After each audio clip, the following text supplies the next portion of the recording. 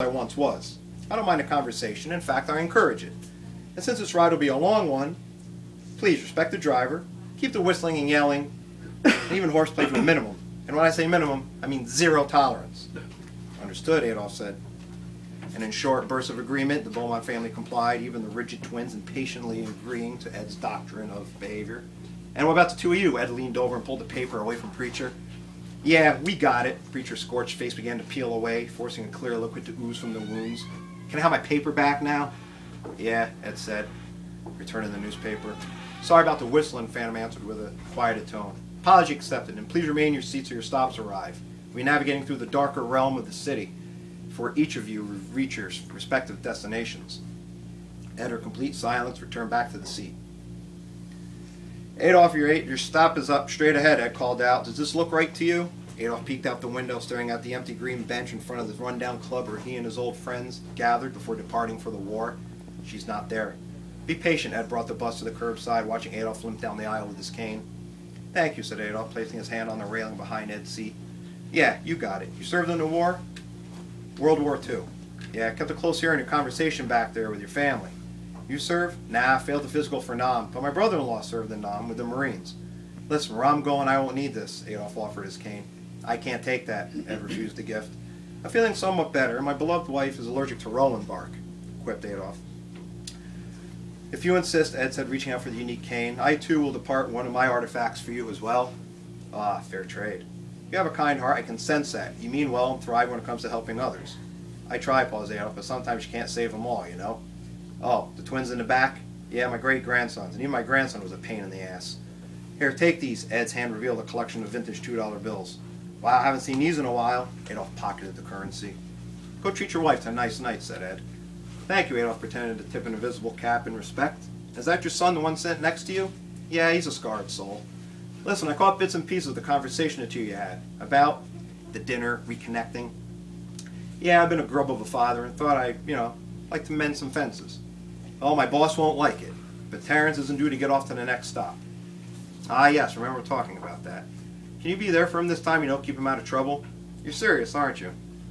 My son and I never connected till a tragic event turned that tide pretty quickly. You saved your life, huh, Adolf said. Yeah, and I made my personalized mantra to always be there for him. So I understand. Love was never an issue for me and Terrence, Adolf turned to face his son. Maybe, but you can save him now. Like you said, he's a scarred soul searching for redemption. Yeah, I can give him that. Terrence had called out, your stop has arrived. Terrence moved to the front of the bus, standing behind the white line. I'm not due to get off till the next one. Well, I think you and your father need to reconnect a bit and have some quality time together. We'll mend those wounds you're carrying deep within. I appreciate that. I know you do. Next stop, Elmhurst Avenue, Ed called out. He followed Phantom's rise from the window seat and into the aisle. Phantom respectfully remained behind the white line until the bus came to a complete stop. How are you this fine evening? Ed asked his passenger. Good. You meeting someone here? Yes, my beloved wife. Excellent. Does she know of your visit or is it a surprise? He rested his hand on the door's manual handle. No, we've been apart for a while. Well, I hope the two of you were able to reconnect. I noticed the other gentleman gave you a gift, a generous token of some kind. Yeah, it was their decision. I did not require such an act of kindness, Ed said with a sparkle in his eyes. Well, thank you for the ride. I do have a small artifact appreciation. Phantom handed over a couple crinkled tickets. These are 2 tickets on me for my next show. Why, thank you. Ed pocketed the green and yellow tickets, slid them in his left blue shirt pocket. Have a safe reunion with your wife. Okay, everyone, read a paper, talk quietly, instructed Ed. We have some driving left for the rest of you. When will the next stop arrive? Lewis asked, stretching out his feet. I suggest a nap, Ed smiled, churning the bus's engine as it ran parallel to the fading curbside until the bus descended further through the city streets, heading for the Lincoln Tunnel. Hey, can you turn on the air conditioning or something? I'm sweating my balls off back here, Ramos shouted, ignoring the previous rules administered by Ed. Sorry, Ed's eyes peered in the rearview mirror, watching the twins like a hawk. AC's busted. Mechanic couldn't even get it up and juiced. Does this heat bother you? Lewis asked, wiping away a collection of sweat and grime from the underbelly of his hairy chin. Nah, I've been doing this for so long, you kind of get used to the heat. It was so crisp and cool earlier today. Lewis peered out the window. Everything zoomed by, erasing one city block at a time. That was the morning air, fresh dew, the moon's shadow, Ed said with a wry grin. She's always so beautiful before the sunrise. What's happening outside? Lewis asked. Are you speeding? Have to make up time. The boss is really a stickler when it comes to small details. Tell the boss to shove it up his ass. Ramos saluted the imaginary boss with a flirtation flip of his middle finger. Stick it to the higher authority. You know, I'll let you voice that side of the agreement, that side of the argument. Ed drew a faint smile. This was by far the most interesting set of passengers he had in quite some time. The city's perimeter soon faded to pitch blackness. The heat penetrated the bus through the cracked windows and air vents. "Can't you do anything about this, please?" Lewis begged, wiping away the sweat. "It feels like we've been in this bus for like forever," Preacher chimed in. "I mean, look at that kid over there. He's growing a damn beard." "I do have a hair growth problem. Seems like I always have a beard in place." Lewis rustled in the seat. He could feel his clothes adhering to the cushion. "Only a few more miles," Ed assured. "Right after this tunnel will be on the other side." The nose of the bus entered the tunnel, erasing remnants of sunshine, sucking the bus through total darkness. A series of flickering, shattering lights blinked randomly, hardly enough to notice the road, where the road was leading to. Ed's expertise guided the bus through the treacherous tunnel. "Does anyone know there's a lack of traffic?" asked Lewis. "You mean since we left the city, or our ride through the city?" Preacher folded his paper in half. "Where's this guy going?" Remus spoke up from the rear. "I don't like this one bit," growled Romulus, rising from his chair. "I wouldn't suggest you do that, son," Preacher warned. "Shut up, I'm getting off the bus."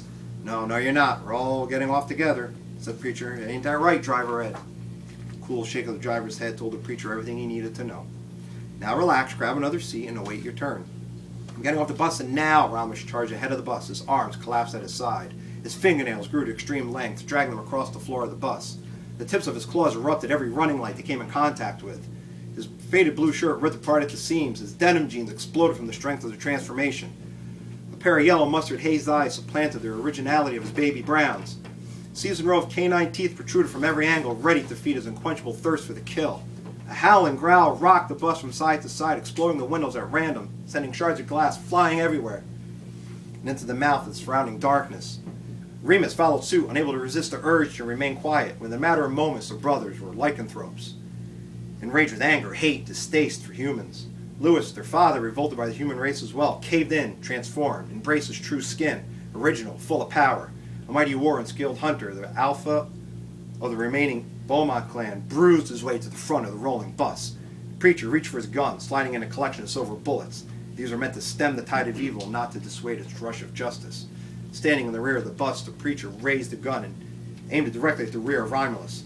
Ed, witnessing their approaching horde of werewolves in a rearview mirror, a smirk graced his wrinkled face. "Let us offer you dying pieces," seethed Romulus, his claws ready to strike. "I don't think that'll happen."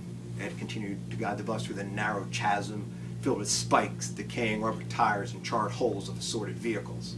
The tires of the bus roared to life with flames, a consistent burn catapulting the bus deeper through the tunnel.